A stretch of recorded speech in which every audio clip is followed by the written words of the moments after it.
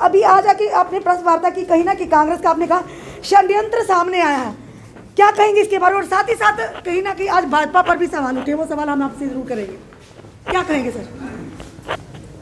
Sir बोलिए ना sir जी, बोलिए तो सही। कांग्रेस का षड्यंत्र आपने कहा सामने आया, आज भाजपा पर सवाल उठा, वो भी हम आपसे सवाल करेंगे सर।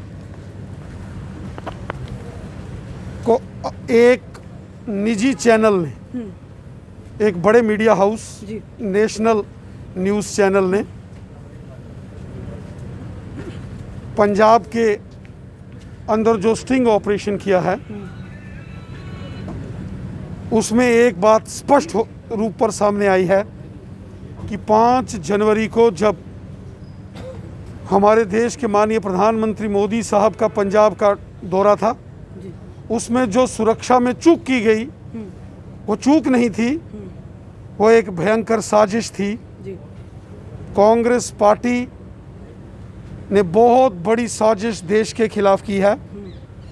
कांग्रेस चाहती थी कि प्रधानमंत्री मोदी साहब के उस टूर के दौरान उपद्रव मचे, गोलियां चलें, बेगुनाह लोगों की हत्याएं हों, और फिर 1984 जैसे हालात, सिख विरोधी दंगे कराने की कांग्रेस की बहुत बड़ी साजिश थी।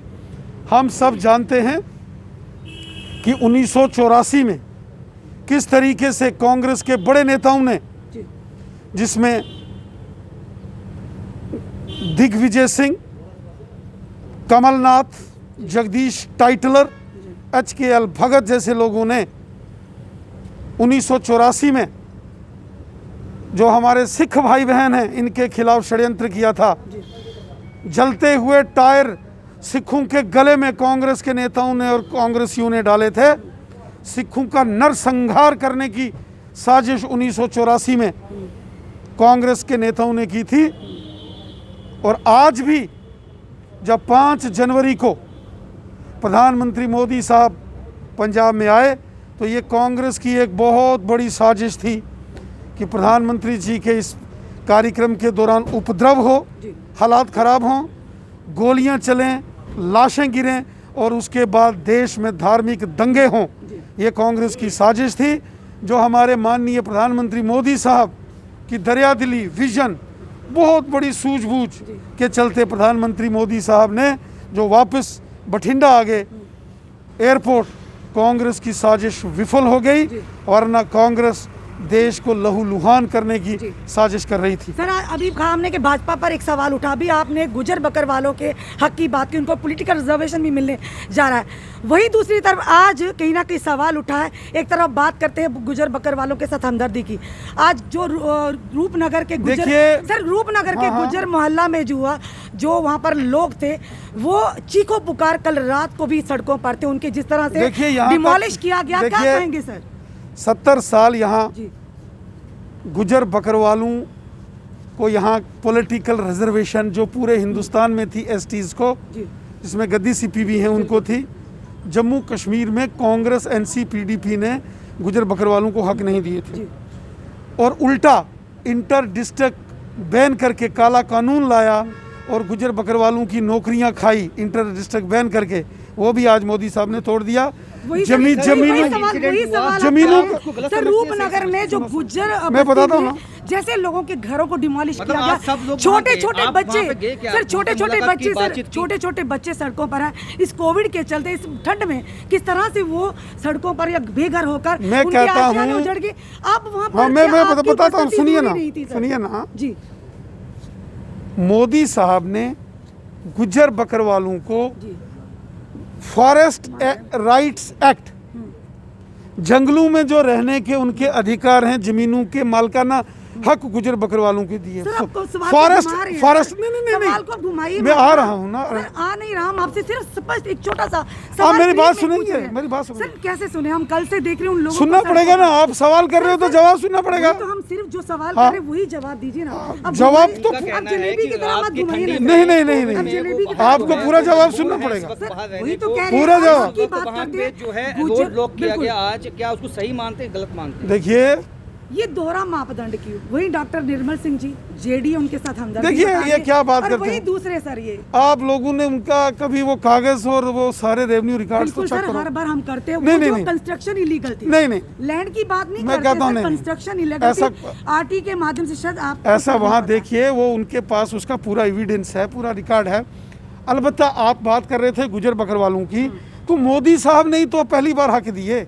बिल्कुल 70 तो साल आज वही किसी ने लोग दिए। फिर से हक की मांग कर रहे हैं। चलिए। क्या सर आपका जाना वहाँ जायज नहीं बनता? चलिए, नहीं था? बिल्कुल, बिल्कुल। उनकी आवाज सुना, क्योंकि आप पर हमारे भरोसा है। जितने लोग क्योंकि हैं, आप पर भरोसा है सर, देखिए, यही बात हाँ, कर रहे थे हाँ। हम। ये कहते हैं कि गुजर बकरवाल हमारे अपने हैं, है ना? उनको आज उम्मीद थी उनको बड़ी। अधिकार मिलने जा रहे हैं, बिल्कुल, तो वही दूसरे अधिकार उनको दिए बेघर हैं। किया जा रहा है सर। भारतीय जनता पार्टी के हमारे नेता जो एसटी मोर्चा के अध्यक्ष श्रीमान हारून चौधरी जी और एसटी मोर्चा के जो हमारे जनरल सेक्रेटरी हैं चौधरी रोशन हुसैन साहब, ये सारे लोग वहाँ गए हैं और हमने प्रशासन से भी बात की है।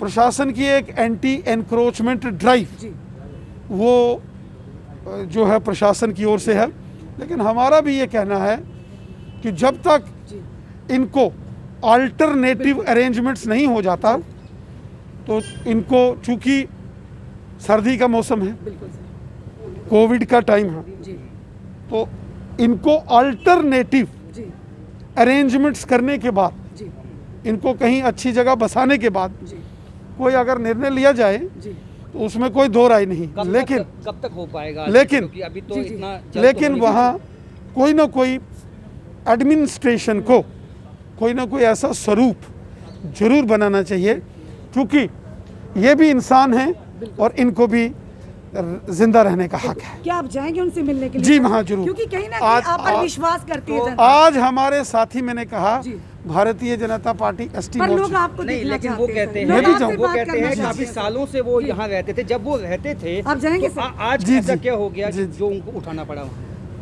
चलिए, मैंने देखा है हमारे एसटी मोर्चा के शेड्यूल ट्राइब मोर्चा जो है बीजेपी का, उसके प्रेसिडेंट जी। जनाब चौधरी हारून साहब और उनके जनरल सेक्रेटरी अच्छा, चौधरी रोशन हुसैन साहब पहुंचे हैं। सिलेक्टिव की बात की गई है कि सिलेक्टिव उनको सिलेक्ट करके जो है ये टारगेट किया गया है, ये उनके नेताओं का एंटी, कहना है। देखिए, चलो, अगर उनको जिनको प्रॉब्लम हुई है, कष्ट हुई है, वो तो ये बात कहेंगे, लेकिन मेरा ये मानना है कि मौसम और परिस्थितियों को देखते हुए उनको ऑल्टरनेटिव अरेंजमेंट्स देने तक जी उनका सहयोग करना क्यों चाहिए। सर का ऊपर सर आना पड़ता अपने अधिकार के लिए? क्योंकि जनता आप गोजरी बड़ी अच्छी बोलते हैं, आपने उनके हक की बात भी की, बार बार आप जनता से मुखातिब भी हुए।